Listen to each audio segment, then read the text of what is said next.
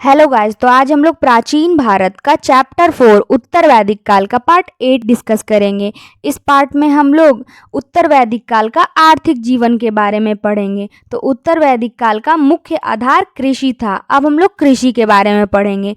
तो शतपथ ब्राह्मण में कृषि संबंधित विभिन्न कार्यों का वर्णन किया गया है।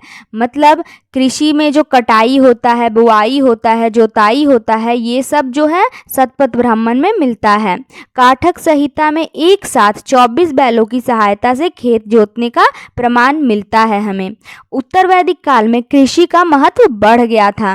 राजा जनक के हल चलाने और कृष्ण के भाई बलराम का हलधर होने का वर्णन किया गया है। मतलब कृष्ण भगवान के जो भाई थे बलराम, वो हर समय अपने कंधे पर एक हल लेकर चला करते थे, जिसके कारण उन्हें हलधर कहा गया। और राजा जनक जब हल चला रहे थे तो उन्हें मिट्टी के अंदर से सीता माँ मिली थी। इसका मतलब यह हुआ कि राजा भी हल चलाया करते थे, खेती किया करते थे। इन दोनों का प्रमाण भी हमें उत्तर वैदिक काल से मिलता है। उत्तर वैदिक काल का प्रमुख फसल जौ था, चावल था और गेहूं था। जौ को यव कहा जाता था, गेहूं को गोधुन कहा जाता था और चावल को ब्रीही कहा जाता था। अब हम लोग पशुपालन के बारे में पढ़ेंगे। तो सबसे प्रमुख पशु गाय था। उत्तर वैदिक काल में पहली बार हाथी को पालतू बनाया गया था।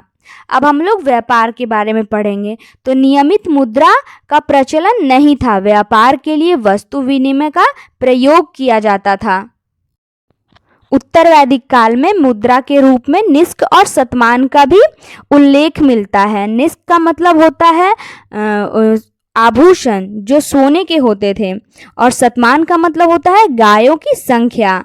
अब हम लोग धातु के बारे में पढ़ेंगे। तो इस काल में पहली बार लोहा का प्रयोग युद्ध के लिए किया गया था। अथर्ववेद में इसे श्याम अयस्क के नाम से जाना जाता है। तो उत्तर वैदिक काल में कृषि के लिए लोहा का प्रयोग नहीं किया गया था, केवल युद्ध के लिए ही लोहा का प्रयोग किया गया था। लोहा का उपयोग का प्राचीनतम साक्ष्य हमें अतिरंज खेड़ा से प्राप्त होता है। अथर्ववेद में पहली बार चांदी का उल्लेख मिला है। तो ठीक है गाइज, अब हमें नेक्स्ट वीडियो में आपसे मिलते हैं।